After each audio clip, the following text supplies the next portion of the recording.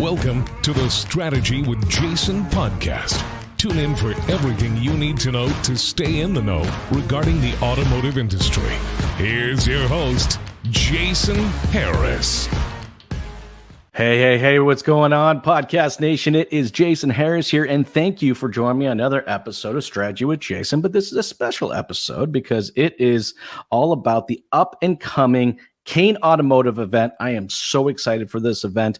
I'm doing some quick little interviews with some amazing speakers who are going to be at this event. In fact, actually, that is who I have with me today. I have one of those amazing speakers, the BDC master himself. 25 million calls, all right, he has processed and analyzed, and he's going to be talking about at this event.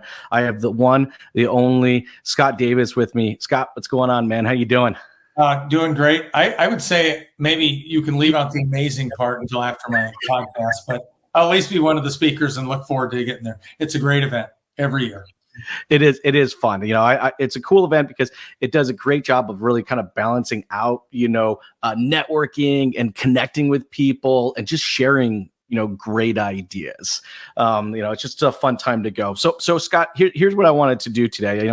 I love kicking off these podcasts with a little origin story. Because look, I don't think anybody just wakes up one day and goes, yeah, I'm going to commit like a large chunk of my life to the automotive industry. So Scott, I want to start there. How did you get started in this crazy little world we call the automotive industry? Yeah, because I owned a bunch of pizza places. So I told you this was a crazy story, but I'm from Cedar Falls, Iowa. And Volie's a Fort Myers-based company, but I'm from Cedar Falls, Iowa. Out of college, I was a franchisee for a chain called the Pizza Ranch. They're a 200 some store chain out of Western Iowa. I had 10 stores at the time, and I was really annoyed that my guys weren't getting their marketing done. So I hired a marketing director for the 10 stores, fundraising, kids club, database marketing. And pretty soon I'm doing it for the entire Pizza Ranch chain. So I accidentally, formed a company, and I had some friends who were dealers, and they said, well, will you do service retention for us? And so we built this email service retention program, and I'm doing it for 70 dealers in the Midwest. And wow. So I accidentally got into it. That was 2002. That was with a company called Bulldog Marketing, which we changed the name to Driving Loyalty. We sold it to Team Velocity in 2015. And so I'm in the auto business because I was in the pizza business. But I love it. I love, we see folks like you and everyone at all these events. It's awesome. It's great working with the people in this industry. It's really been fun. It's so funny you bring up the Pizza Ranch thing because I'm actually going to one tonight because my kids' basketball team is doing one of those community things where, they're all getting together tonight. So this must have been coming from you, Scott. It must have been one of your ideas. So. Well, it was meant to be. But yeah, one of my stores, because that's a big part of the Pizza Ranch's strategy was these nights like you have. I had one store between what we gave the groups and what they raised in tips. We gave away like $100,000 one year. So at one of the stores. So it's a great event, and you learn a lot about what it takes to work with the community doing it. Well, you know what? Actually, I think it's funny. I didn't actually think this podcast was going to go down this rabbit hole. Yeah. I like finding rabbit holes, and we might as well go down this. But no, you're 100% right. I think there's actually a lot that can be learned here. It's one thing to be, in the community. It's another thing for business to actually be a part of that community, and that's a significantly different thing. And I think it's cool, that dealerships can participate, and I just happen to be doing this. Okay, so let's get into your talk because I'm looking forward to this one. I mean, I think BDC is a very, very hot topic right now. I think for a lot of people in the process of kind of reactivating, their BDC or I guess restructuring from kind of what was left over, during the pandemic. So it's such a timely topic. So what can dealers kind of expect from your presentation at the upcoming Kain event?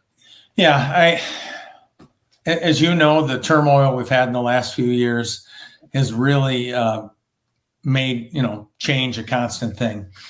With the lower inventory the previous few years, if your loyalty rate stayed about the same, those are a lot of your future car buyers. And if you sold less cars, then you've got to work extra hard on loyalty. Now is the time to invest in your BDC so that you can, as David Kain will talk about, realize that you've got to take care of your customers and not treat them like transactions. Our talk will be focused on how to do that. So we went back and we looked at 25 million calls, inbound, outbound mix, and we went far enough back that we could look 90 days forward at results. So we're going to give the big macro picture of how you convert customers in a BDC, the way you can set it up, best practices, best in class. And really, if you talk with a lot of people, they're like, oh yeah, I had a BDC. It was great. Jason left and it fell apart. Or I have a BDC and it's expensive. Well, they really don't know how to put standards in place to decide whether it's profitable. So my goal, whether you use Volie or not, is to get a few nuggets so you can put some metrics and decide whether you're winning in your BDC. You know what I'm surprised by too, Scott, is, one of my first, let's say manager jobs was a business development center, right? This was pretty early 2000s. They actually gave me the title of, internet operations and BDC manager, because they just literally didn't know what to do with these things. And they're like, here's a young kid. He knows stuff about computers, but what I'm still surprised by today, 20 plus years later, is how many dealerships out there are still kind of operating a BDC like a call center, not a business development center. And I'd love to kind of get your thoughts on how, a dealership can quickly identify the differences between just having a call center and a business development center. And, are they really investing their money in the right way? Well, I think it first starts back with technology. Typically in your normal BDC, so like in a service BDC, you've got a bunch of desk phones, whether it's a Cisco system or a new VoIP system or whatever. You have lists that you print off and you're trying to please the customers who are coming in. There was really no seamless way to run that in concert. And if you do a service BDC and you've got a desk phone, you've got to wait around for the phone to ring. Well, that was what you had to do with the technology. In sales, well, we can throw out the book on what's happened with sales. The world is totally different from Tesla to inventory to high interest rates. And instead of just working your normal 60-60-60 plan in sales for 60 calls, emails, SMS messages, and such, it is important to squeeze everything you can out of these reps. So technology helps that. It helps you not wait for people to answer the phone. It helps you manage the most important part of your BDC. And up until now, there's been very few tools to be able to allow dealers to do that. They could use a call center platform. They could manage their list somehow, but you've got to kind of bring them together if it's going to be a business development center instead of just a call center. Well, it really does kind of have to do with the technology, right? Like when I think of a BDC, I kind of break it down into three categories, right? It's the people, the process, and then the technology that's going to support people in the process. I'm curious, 25 million is a lot of calls to analyze. You got all kinds of, I'm sure, amazing calls and all kinds of cringy, did they really just say that calls? So there's a lot to analyze there. I'm curious, what were maybe your top two or top three just findings that you were like, wow, that could really help someone? One of the main findings I think dealers will find is that their store really isn't different.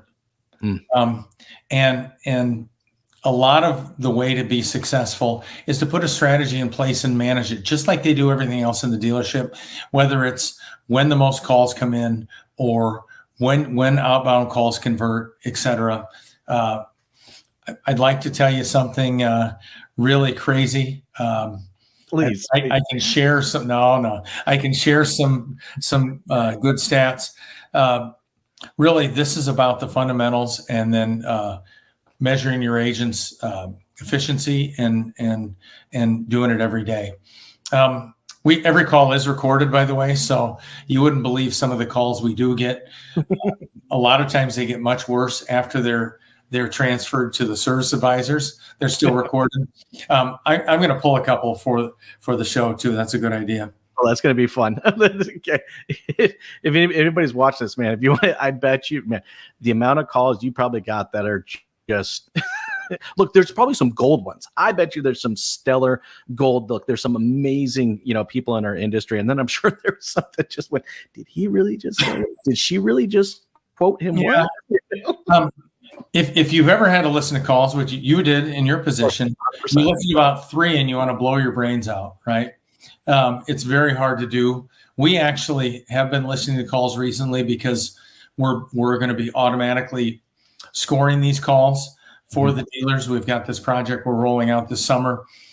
Our goal is to make it so the managers can shorten the amount of time that they're working with the agents, training them, letting them know what they need to do, and then shortening the ramp up time for an agent to do that. BDC agents have a hard job. Oh yeah, they have more bosses than anyone in the dealership. They've got their direct boss, they got the fixed ops director, the general sales manager, the general manager, the principal, and all the customers, and then the service advisors. That they all make their jobs challenging. Well, you know what? And I got to be honest with you. I think it's one of the hardest jobs inside of a dealership, right? I mean, look, I have to convince somebody, all right, that they need to come spend 30 minutes, an hour, maybe several hours at my business to get something done. That's time, right? I mean, look, everybody values their time in some way. So I think there's 2 parts of the sell, right? There's the convincing of like, you need to give me an hour or a few hours of your time to whatever service, purchase, whatever it is, right? But then there's the actual sell that happens at the dealership, right? And that's, the service advisor or the sales rep or something like that. I got to be honest with you. Look, as long as the product's good and your place is good, you got, decent coffee. No, I'm just kidding. The second sell is the easier part. The first one, convincing someone that they should be investing their time into your business, I find is one of the hardest things. And I'm curious for you, what advice would you give, to dealers out there of, here's a couple pointers, that kind of helps, convince those value propositions to get someone to want to commit the time to the business. Well, here's the thing that we have to all keep in mind. Everyone needs service on their vehicle. No one wants service on their vehicle, but every single person who owns a car is a service customer. They just don't think of us as much as we think of them. So I'll have some good stats on what if you did nothing.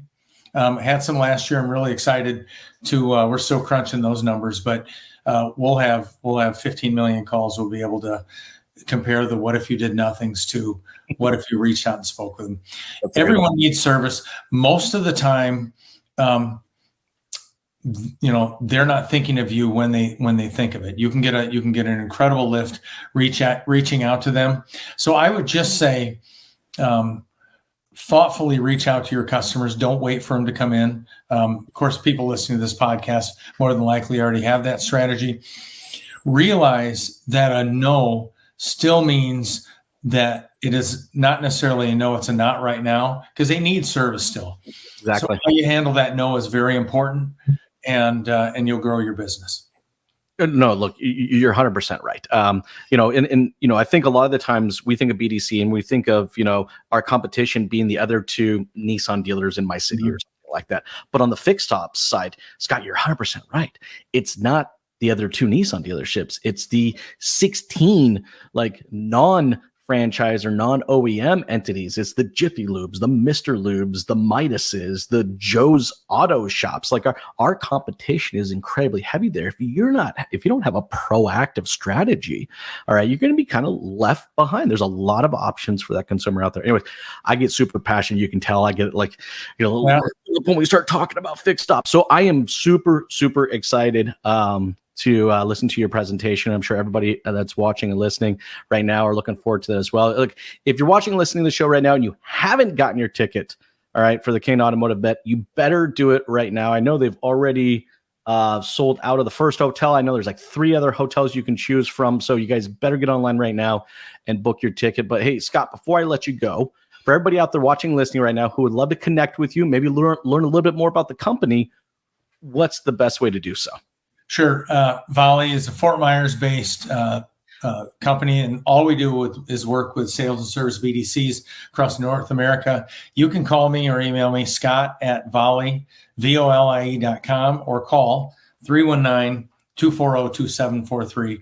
You guys can call me anytime, and you don't need to sign up with Volie.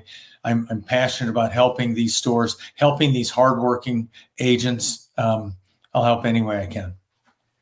Well, Scott, thank you so much for your time today. This has been an absolute blast. You have yourself an amazing day. Thank you, sir. You too. See you, Jason. Thanks for tuning in to the Strategy with Jason podcast with your host, Jason Harris. Don't want to miss new content? Be sure to check out the full podcast library at strategywithjason.com to stay in the know. Remember to like, comment, and subscribe. Happy podcasting.